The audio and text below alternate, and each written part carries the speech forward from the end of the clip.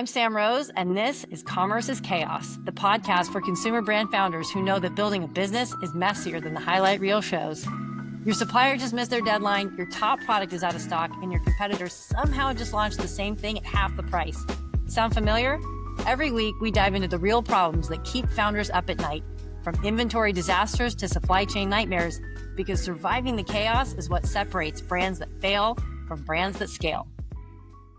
Louise, thank you so much for joining me today. You are the co-founder and CEO of Martie, which is well known to me, but exciting and just breaking onto the scene discount grocery marketplace.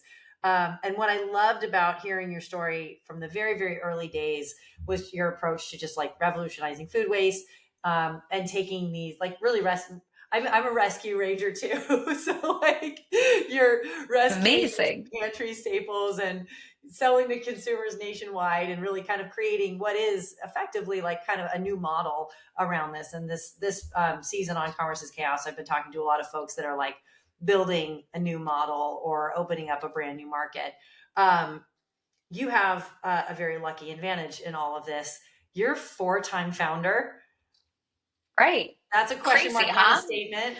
No, like what's wrong with me? I do I like to suffer or what? So actually, we're gonna roll out a couch, and this will be a Right. psychology session. Right. Probably um, needed. and your Martie's your most recent. You launched in 2021, right? Yeah, we're just 4 years in market now, which is crazy. I feel like time is warped in so many Yeah. ways, but four solid years in market. Lean. That's so exciting. Do you give us a little taste of what you did before? Yes. So I started my journey building an e-commerce company. At this point, I, that was 20 years ago, and it's hard to say because I mean, Jesus Christ, I'm getting old, I guess. But I built an e-commerce in a world that was very different. Like we did not have Shopify and Facebook and Google to the extent that we have today. So built that, had it acquired, built an ad network, which also dates me. But that was, a period in time where, again, we didn't have the type of advertisement solutions that we have today. So, lots of ad tech and ad network companies were being built, and I was on that journey. And I built it for a period of like 6 years and then had that acquired. And then I built a peer-to-peer marketplace for a few years. I'm from Sweden. That's the company that took me from Sweden to the US. And after a few years of doing that, I came out of that and was on this journey of wanting to build companies that make people healthier. I'm very passionate about like what are the systems in which we build for the everyday man to just have healthier habits. Yeah. And I started looking at the market of food and tried to figure out, is there a gap in the market specifically for food? So the initial idea of Martie started with shelf-stable grocery. And we said, wow, there's so much great food that goes to waste. 30 to 40% of products that are being produced go to landfill. And here's the thing, organic, better for you, healthy, cool, up and coming brands all have this issue. Food waste does not discriminate. Yeah. But you never really got access to these products at a better price because guess what? They don't want to be associated with the five below five or the dollar store, which is, these are the type of players in my market that is excess and liquidation and overstock. So me and my co-founder Kari, we went into this space saying, let's build a better brand. Let's build a brand vendors and brands want to be associated with so we can get access not only to the conventional everyday items, we sell those as well, but let's make sure that we also get whatever Whole Foods, Sprouts, Credo is stocking, and let's make that accessible for more people, not only the people that can afford Whole Foods, basically. Right. So that's where this idea started. And today we have more than 1,400 SKUs on the site at any given point of time.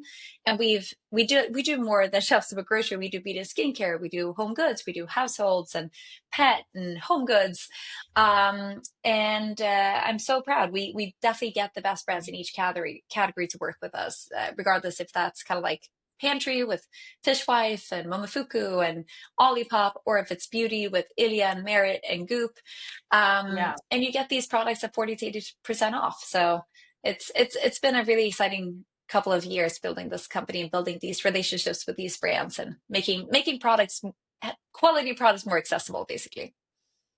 I have such a great and ambitious, but really like genuinely good mission. And it like so many good stories, because I know a little bit of the backdrop, it starts with like this kind of really hard moment that you have to pivot out Right. of. So tell us the story that I know about the just holiday pancake mix and like what happens on December 26th, and how do you see an opportunity on the other side of that? Yeah. So again, I started when I was done with my third business. I was like, oh, let's build something in food. And again, like trying to figure out like where's the gap in the market.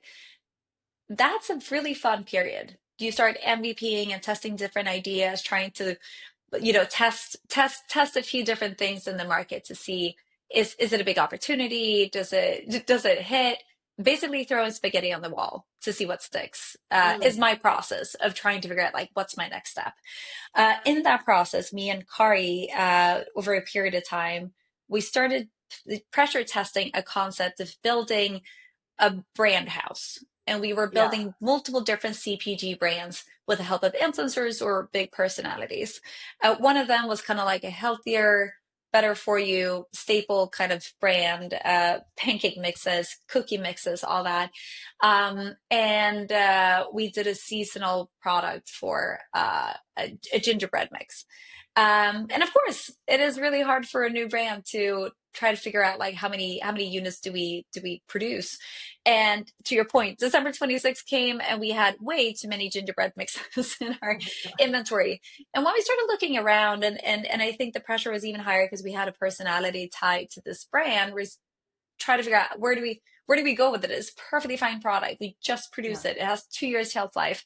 And again, like the locations we could go, many of them we just felt like we actually, if we're going to build a big brand, we don't want to be associated with these shopping experiences. Yeah. So we really were like in the thick of this issue, and we said, wow, so many other brands will have this issue, and what could a better experience be for everyone involved? And that's kind of like how this initial idea of Martie hatched. Um, and when you kind of take that opportunity to adjust the whole model, you at that moment said, okay, like we're going to fundraise, we're going to kind of make a really big deal out of this. We're going to swallow the pill of consumer education, for lack of a Yeah. better phrase. Yeah, we had a really interesting journey post this kind of like revelation. There's many things that goes into a decision to pivot, right? Yeah. So there was like grandiose learnings from our business model. There was, learnings from working with these personalities and such. And then there was this opportunity of what we thought Marty could be. So like I'm just saying there's so many more data points that goes into Yeah. decision to say, actually, we shouldn't do this, we should do that. But in looking at everything that we had in front of us, we were very clear that like, oh, we should run on this idea instead. For the business that we had started, we had raised a small pre-seed round. So Mm, what we started doing was going back to our investor and saying, here's the data, here's what we think is the best option for us to do. Here's the new path that we should go on. Um, in this period of time, I was pregnant with my second child, and Kari was also pregnant with her second child. They're kind of like the same age.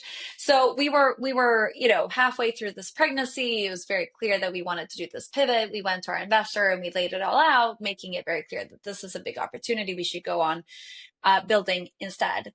And that conversation basically ended up being the investor saying, oh, well, I know that you're pregnant. Maybe you don't know what you want to do, and maybe you just want to take some time and being a mom instead, which in our world had nothing to do with. They're very separated as kind of like experiences.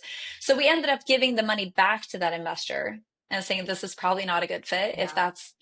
that's the approach, this is not a good fit. That's so Here's interesting. You still wanted to build, but now not with their money because it's misaligned. Oh, no, that Yeah. was very clear that Yeah. that is not a good partnership to keep building on when that's the response when you're a woman building a company and someone gets into your personal shit like that, to be Right. honest, right? So we gave the money back and we said, let's part ways. We took 6 months to just like really build the experience from a brand perspective. We set up our website. We started talking to some initial important vendors. We set up a warehouse, all the things from like a bootstrap perspective.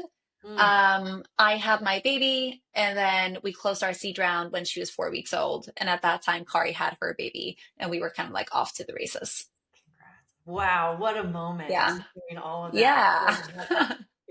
Like giving birth to a human being and a company simultaneously. Yeah, we had three babies in a year, two Yeah. human ones and one business one. Yeah, it was a big year. Oh my gosh. And Yeah. okay, so you start to build this business and there's all sorts, I think my at least my impression is there's all sorts of 0 to 1s and education things. And again, I'm sort of harping on this consumer education piece, which if I'm overstating it, you'll have to correct me. But it sounds like there's a big job to be done in getting not only understanding customer behavior but also sort of like getting them to roll with this new model. Did you feel like I'm feeling that might have been a challenge, but did you feel like that was a challenge, or is that just I'm still on the learning curve and you figured it out? I think it's never been a better time to launch a Yeah. company like Marty, because we do see a huge consumer trend in wanting to Yeah. be environmentally aware and wanting to, regardless of kind of like category, like thrifting is going up, Yeah. like hand-me-downs are going up. People are proud to find a deal. So we have Right. like the economic world where like we're all struggling a little bit, and everyone's like, oh my God, I found this deal. I'm so proud. I'm so smart. And then Mm-hmm. we have the environmental factors where people are really, really starting to figure out like, don't do single serve cups. Like Yeah. let's Yeah. figure out better ways. And circular economy is like, look at like the Google searches and everything. Like these are all things that are like working in our favor. I will say, just with our inventory, it is interesting from the perspective of shopping Marty will give you the same type of products as shopping Whole Foods. Mm. We don't sell anything past dates. We don't sell anything that is like not good. Um, when we go into the market of re-commerce, which is just happening now, the items that you buy that is open box returns and returns will be a very specific type of inventory that is marked up, you know. Okay. But like generally everything else is at the same, you know, quality capacity as when you shop anywhere else. And every product that we sell has their dates Yeah. attached to it. So again, food is just one of our categories, but everything is like on the same same quality as you would shop in another store.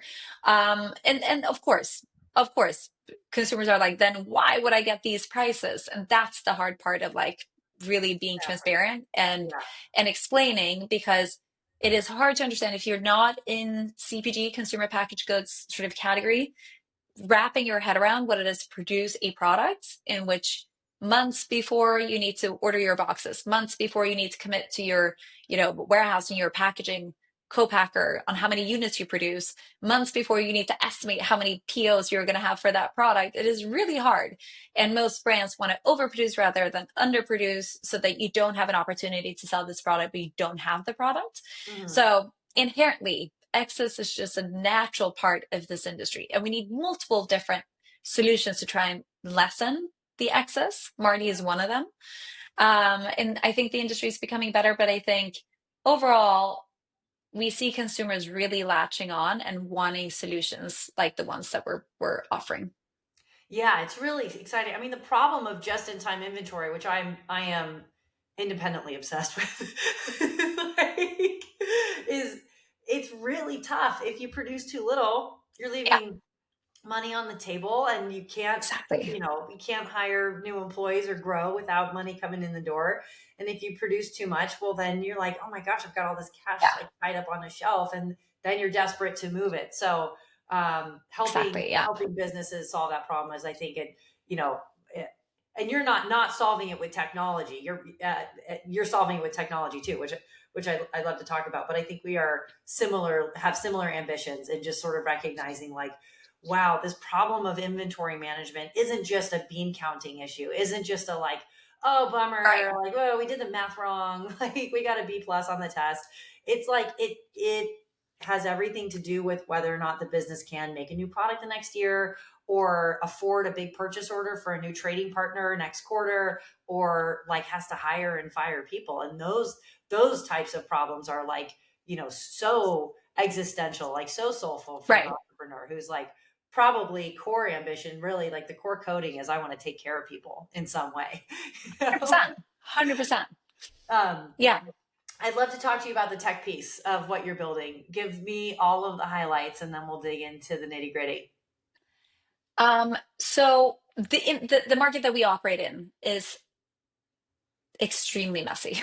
So what we're doing is we're taking problem childs off of brands and vendors' hands. They don't want to see it anymore. They can't make full margin on these products. They just need it out and they want to clear out space in their warehouse. So by the time we get in and we're like, we can help you.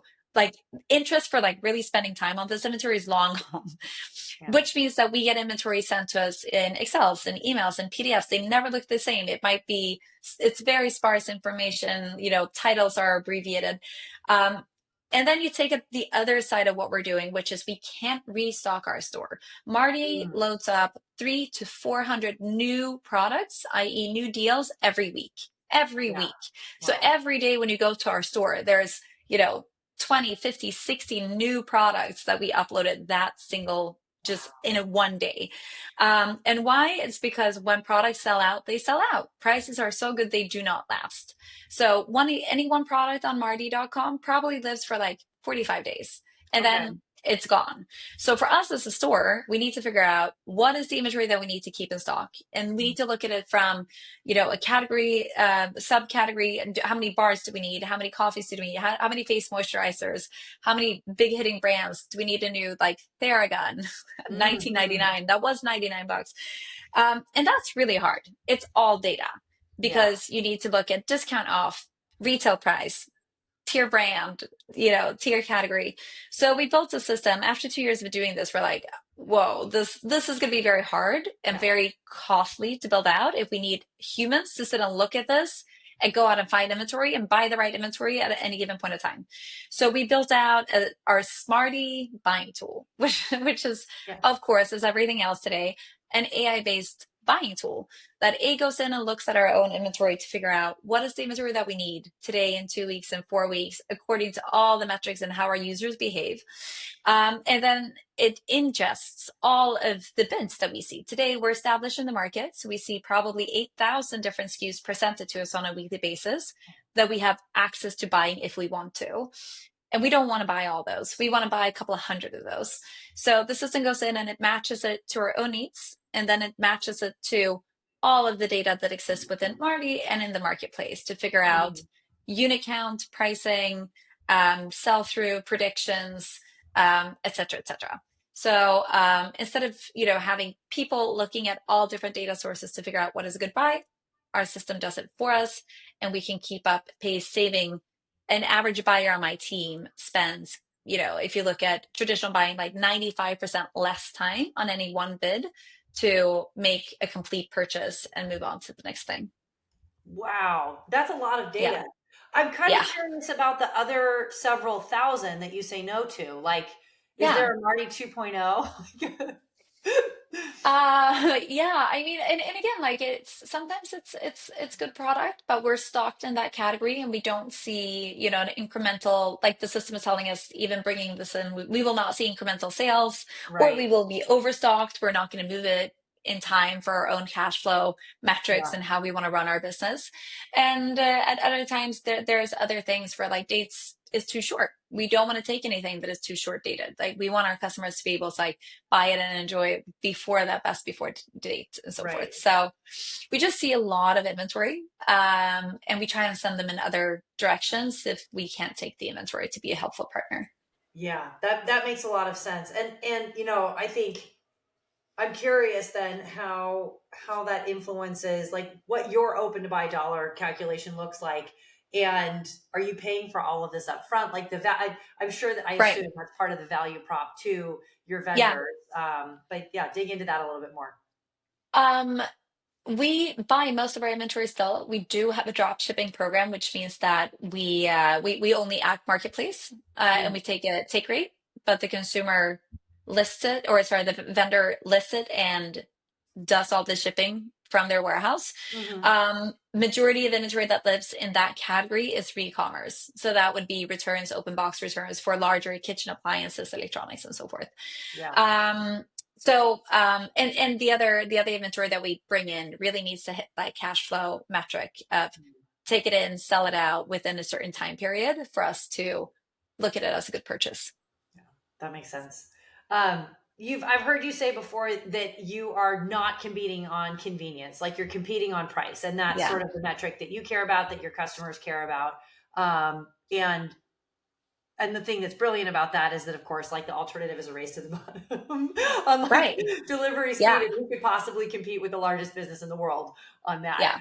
Um, and there's a lot of other trending, let's say, like convenience brands. And I'm thinking of sort of like the Instacarts and the DoorDashes. That the whole method is same day delivery or even same hour Hmm. delivery. So I'm curious just what the just to hear your voiceover on like your 3 to 5 day delivery model, but how that influences retention and what you see as customer buying behavior. Like, what are they buying as a Yeah. result of you saying, "Hey, come to us for price. Don't come to us because we're going to deliver to you 1 hour later." Yeah. There's a future in which we will Mm, have bi-coastal warehouses and our delivery time will be shorter. And when that happens, my frequency of purchases will be higher. And my overall kind of like users that retain to shop will be higher. With that said, I think any company in this market needs to have a very strong moat. And I'd rather win on one very strong moat than trying to half-ass compete on several. And I think you just need to be very, very clear to your consumers on what the expectations are. So if we believed that actually convenience would be the thing to tip the scale in a dramatic shape or form, we would probably lean into it. We're yeah, not seeing that today. We as any company, of course, there's never going to be enough retention for you to be satisfied and happy. yeah, But we are not unhappy with the retention and frequency that we're getting for our users. If you see what I mean, I couldn't say as a CEO of this company that like, oh, like don't shop more often. Of course, you should always shop more often. But I think we're doing a good enough job to like very, very much convey that we will make sure that you get the best prices. I mean, you yeah. get the best assortment. And it seems to be, it is clearly enough for people to come back on a regular basis to shop at this moment in time. I love what you just said. And I'm just going to like wildly extrapolate. You said not unhappy. And like it really Right. landed with me because like this journey, we're not happy. You can't It's be just, happy. of You're course, just I'm not not going to be unhappy. satisfied. That would be absurd. But it's So not, absurd. I'm not unhappy about it. Yeah. Actually, yeah, being satisfied is like a failure mode for a founder. Oh, yeah. Yeah. Yeah. Yeah. No, like, Oh my can't be God. that. Can't be No, that. no, God Yeah. forbid. Um, let's Exactly. talk. Let's talk about the many people. You're Swedish, and Yeah. I've heard you share that you're inspired by IKEA's philosophy of serving the many people, and I love It that sounds imagery. ridiculous when you say the two things one after the other, but okay. Like, it's not because I'm Swedish, but yeah, it's funny. Fair. We can Yeah. all be inspired by IKEA, but we can't all pronounce it correctly. Right. Fair. um, your average customer is sort of like suburban America, like mid 40s, and I think that there's another I don't know, like phenotype that most CPG brands are chasing. It's like the 21 to 29, 35 set, where like CPGs and startup land are sort of like really trying to get this like younger set and trend. So you're building a really cool brand for what is an older, definitively older demographic, and sort of a part of that, what I would bucket as kind of like the many people. And I'm curious how you frame that for yourself for this startup versus like the three others in your past. Are you chasing a different customer? Or do you feel like you found a customer and now you found another product that is, even more of a touch for them? It's interesting because when we started this company, again, like the vision of like, let's build a company that makes people healthier. Let's build a company Mm. that changes the idea of cheap equals less quality. Like how can we effectively move the needle? We have 40 million Americans that are food Mm. insecure. We have more people than that struggling to just get staples to their home. And again, if you look at the quality of products that they can afford, it's not good. And it's just like this terrible effect of getting poor quality products and getting sick and all the things. So that's where this started. And I think it's a really exciting adventure to be on, to build a Mm. household brand name that is for the every people. And like what that really means is like if you really extrapolate what I mean with IKEA is for everyone. Everyone knows that it's affordable, but it's also looked at as modern and cool and family friendly, and no one's ashamed to shop it. And when we think of our brand, that's what we want to be. We want to be accessible. We don't want to be bougie. We want to be accessible. We want you to Mm. be proud to have a Marty box on your doorstep, even though you know that it's affordable, because it's also kind of like modern and cool and fun. And we want to be fun to interact with, and we don't want to take ourselves too seriously. So we want to live and breathe that personality. Then, with that said, what started happening in the last 2 years is pretty amazing and cool and fun. We've with, this is still where we are going. We're building a household brand name. It's for the many people. And today, more than 50% of users that shop us are affluent. They live in the big cities. They live in New York. They live in Los Angeles. They have high household income. When they don't shop Marty, they shop Whole Foods and Sprouts and Credo. And when we talk to them and we try to figure out, like, why are you coming to shop us? You don't necessarily need to. It is because everyone loves a deal. And they're Yeah. starting to trust Marty as a platform to bring them the best brands, the hippest brands, the coolest brand as the best prices. 60% of our users in these cohorts come specifically to discover new brands and products with us because they Wow. don't, even though they don't want to pay $12.99 for Momofuku noodles unless they know that they like them. So they come Right. to Marty and they pay $6.99 and they try it out. And when they like it, they go buy it full price. So it's funny. It's really exciting when you build brands. Like so much of like who finds you and loves you is an organic evolution. So we are building this long term for the many people to be a household brand name. And today, our core users are affluent and high household income and live in the big cities. And I'm not mad about it because these are people that really set the stage and have others follow. Yeah. And it's a way easier way, like when you're building a consumer brand, to start with more of the 1% and let that spread down in other audiences is easier than the other way around. So it's an exciting little journey we're on to just adjust to the consumers that finds us. Well, and you make such a good point about Marty as a discovery engine, because Yeah, you're right. It is kind of scary to spend $15 on a box of noodles and just hope that you like it. And I think a lot of us have been burned over the past yeah, 15 years in like trying these really fancy new things that we are sold, the beautiful Instagram story of, and like right, remarketed to over and over and over again. I'm like, okay, fine, I'll buy these shoes, and I'm like, oh, they're the most uncomfortable things I've ever worn, but they look so great on that guy. right. you know 100%. Yeah, um, so 100%. I think that you are creating kind of a safe space for it. You're servicing both sides of the market, because I think for your end customer, you're creating this really safe space for discovery, but with an expectation of quality and of trust.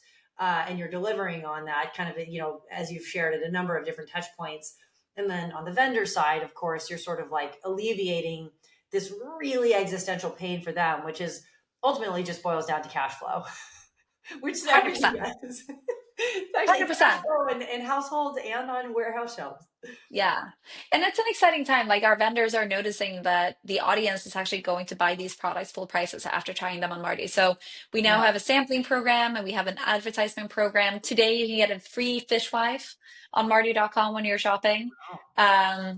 Because brands now are using our platform very much to get that effect of marketing and reach that we've shown to be able to deliver on. And do you think that part of that effect is that you have done such a good job of marketing? And I'm saying this as a compliment, but also as a question. Like, you've done such a good job of marketing for Marty, and as a result, you're a rising star, and as a result, everyone would like to ride on that, like, stardust.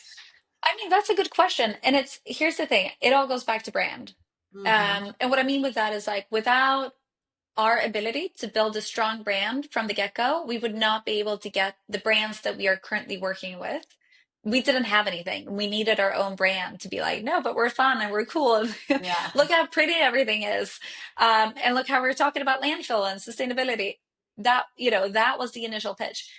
We started getting like really good brands. Once you start getting really good brands, other brands are seeing that and you get more brands. It's like that flywheel.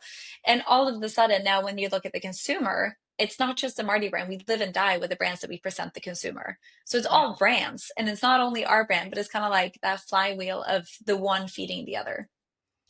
What do you do with your excess inventory? Or do you have We that problem? Yeah, we have very little access because we built this tool that does a very good job of predicting sell through within the time that we want to see sell through. But the, 1% that we have, because that straggling bar at the end of the bin was lost, Right. we work with the donation center in Texas where our warehouse is. So we do a monthly donation pickup for anything that actually doesn't sell on our site. That's so great. How many, I don't know if you want to share this, but if you do, how many packages are you shipping a day? I wonder if that's a little too specific, I but we won't let you say have it. we have You're off half the a hook. million users registered. That's a good statistic. That's great. It's a We got lot, something. guys. Yeah. Volumes are good. We're picking up. Yeah.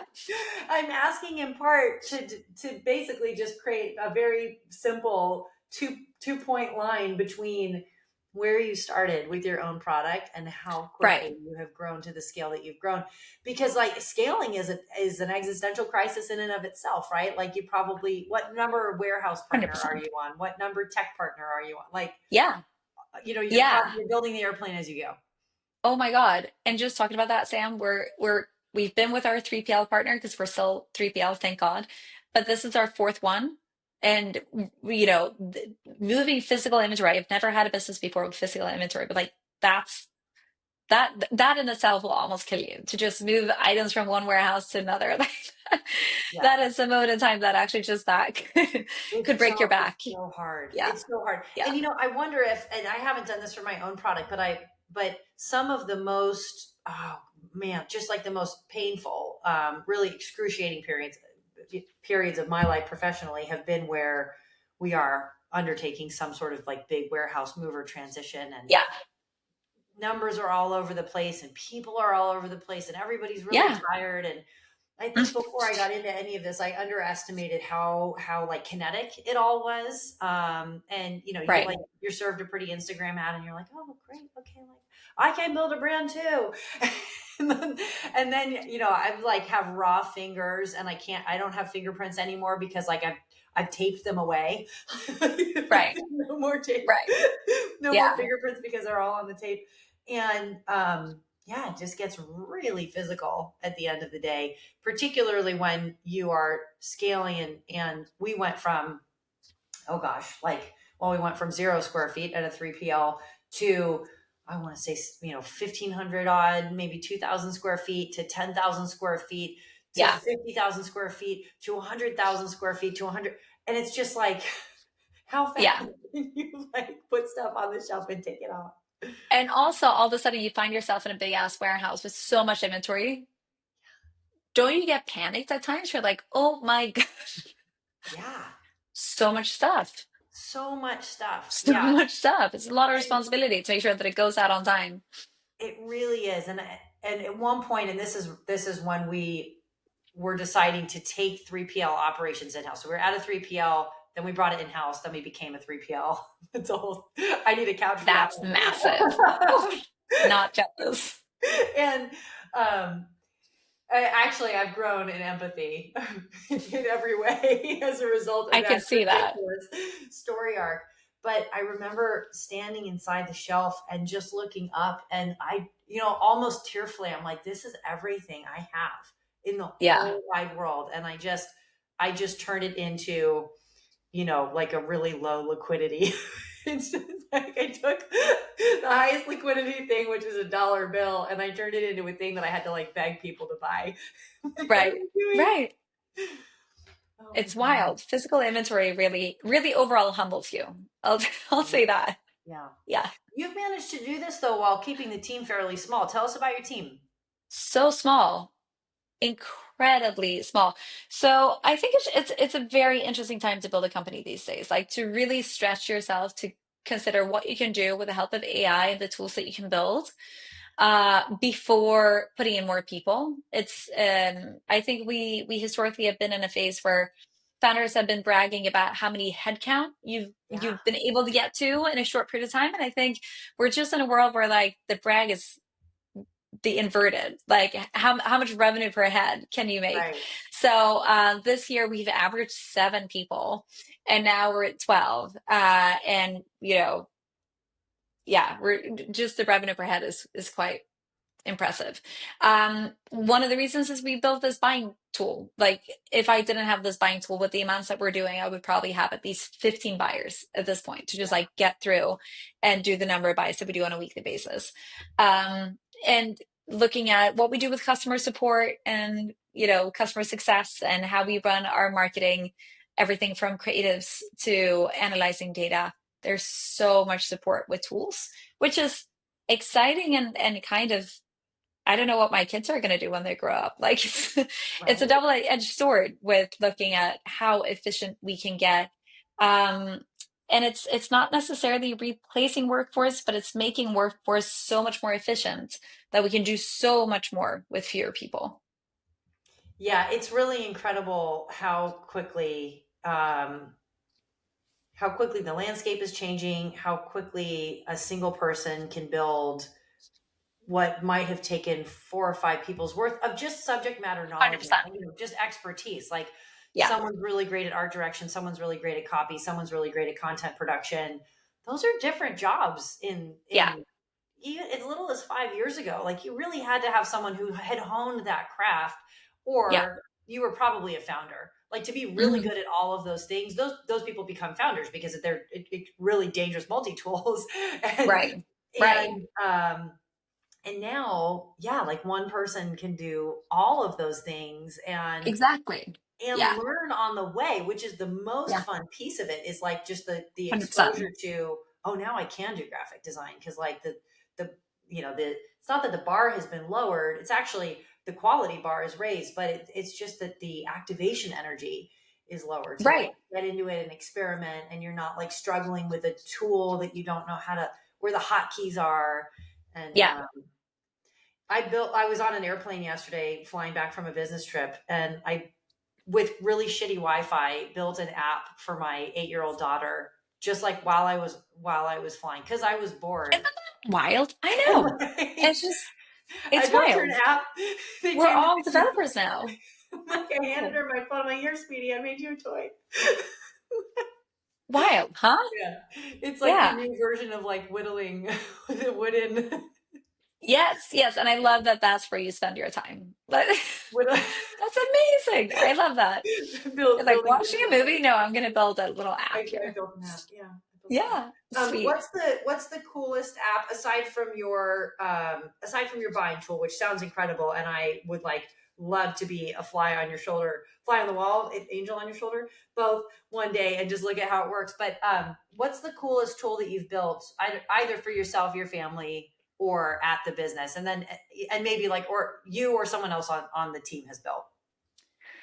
Um, I mean, what we haven't talked about is like all the things that we're trying at like the storefront Yeah, version. I think like there's so much we haven't figured out with how this is going to work in the future with conversational shopping. And I think there's two worlds that is going to form in front of us. One that is going to be definitely more supported conversational shopping, make it easy, to kind of like be platform agnostic, being able to find the best deals at the best prices, doing checkouts, whether that is on ChatGPT or Claude or whatever you're using. And then I think there is going to be this need for more like surprise and delight because we like shopping. We like right. getting a deal. We like, and I see that with my own behavior. There's like, I go and I get my groceries online and I go to the buy again and I get so bored because I'm getting the same things again and again. How do I mix in surprise and delight in like the most, mundane, tedious things? So some of the things that we're building out is, of course, conversational shopping. Uh, we believe in a future where, again, that is like platform agnostic, also in a sense of like, I believe text messages is drastically going to change for many reasons. Mm, It's been very private, and I think we've seen a shift in the last year where text messages is not as private as it's been. There's a lot of companies getting in. There's a lot of type of different communications happening in text messaging right now. But I yeah. think where it can come in and for a period of time be very efficient is shopping. And I think we will see not only as the company of Martie, but I think generally being able to fill carts, figuring out the complexity of you don't want to check out one thing, you want to check out 12 or 15 in a chat or a voice will be Mhm. really interesting. I think the problem in how to make that really effective is how do you create scale? How do you create mass? Because personalization historically has been we map users in a specific behavior, and all of those are getting one type of messaging, and that's out the door. Like we need to figure out exactly what you, Sam, want, and we need to figure out what I want, and it needs to be feeling like a truly like I have a buying assistant that's working with me to figure this out. Once you get it right, the results are pretty amazing and very cool. And the experience that you get is very much like talking about therapy. I'm like, someone sees me and what I what I need, you know? So then how do you build that with, enough speed to not fall behind to create that experience at scale? And then when you, again, like the surprise and delight element, we're thinking a lot about some of the behaviors that we've been taught in the last few years, the TikTok swipe effect, the liking and hearting. How do you bring in that fun in the experience? Uh, Especially with conversation shopping, like we, I think we're all kind of like tired of what e-commerce have looked like for all these years. And I think it opens up a door for these two experiences can coexist in a service, but it needs to be one that is fun and that I'm engaging with, and then it needs to be one that is just really very efficient and gets me what I need fast. So we have some like really exciting things that we've been trying, and I'm excited to hopefully like launch some more significant beta testing out in the world in Q1. That's very cool. I think that Marty has the potential to, every once in a while there's like software or a platform that comes out that changes the paradigm or creates a Yeah. paradigm. And it's like blank for blank becomes this little framework that you can put another business in to pattern match, like a way of working or a way of delivery, that or yeah, a function. And I feel like you guys have the opportunity to own, people are going to refer to Marty in a like, well, we're building Marty for blank, right? You're building like that's the goal, That's what I want to right? hear. Yes, that's what I want to hear. Yes. Yeah, I feel, and I It's what we're genuinely working believe towards. that. Yeah. Are I very much there, appreciate and it. now maybe you're giving the next entrepreneur an idea here, and or if you want to do it, hold it close to your chest. But what are you excited about for somebody else to pick up the kind of standard that you've been bearing in sustainable e-commerce and say, we're building Marty for blank? What's your blank there? Oh, okay. So specifically, you're talking about like e-commerce or liquidation Yeah, or type just or of. a product that you wish that someone would build. I guess we don't have to plug it into the Marty Yeah. framework, Yeah, but I mean, because what I'm like, honestly, what I'm doing is like building the Amazon liquidation. Like, if it's overstock, it belongs on Marty, and all the other categories, I'm coming for them. So, yeah. I think I got it. I got it. You're good. I Actually got it. just go to their jobs page. Yeah, yeah, yeah, exactly, exactly. So I don't know. That was a hard question, and in terms of like, it's hard for the perspective. Like, there are so many good ideas, but an idea is only an idea. Execution is everything. And as we know, again, like we were talking about like the pivoting. I have friends that claim they want to start a business, and at the end of the day it's just starting, because whatever you start with is going to pivot and change so many times when you get out there and testing. And that's why I'm talking about that initial phase of like MVP and spaghetti on the wall. Things are not going to be what you think they are until you're out there and you're talking to people. So this idea of, sign an NDA to hear my idea, like nothing has been like less exciting to talk, like Totally. It's not an idea. You need to talk to people and you need to get feedback and try things and tweak them. But I'm sorry, I don't know if I have like a good go after this thing. No, don't I apologize. think if you're, if you're thinking of like the world of, I think some of the things that are going to happen, I think like anyone who's starting out needs to incorporate AI. I think it is already changing our world significantly. I think the big, steps and like where we're gonna like we're gonna start seeing more robotics and humanoids in.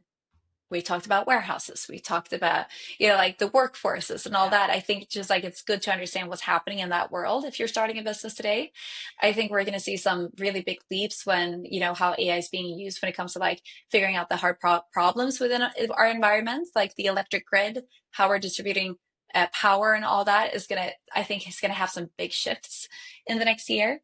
So I would kind of like go after these like big trends and like where there seems to be an inflection point and see how is that going to like some of these things are like going to impact all of us and all industries.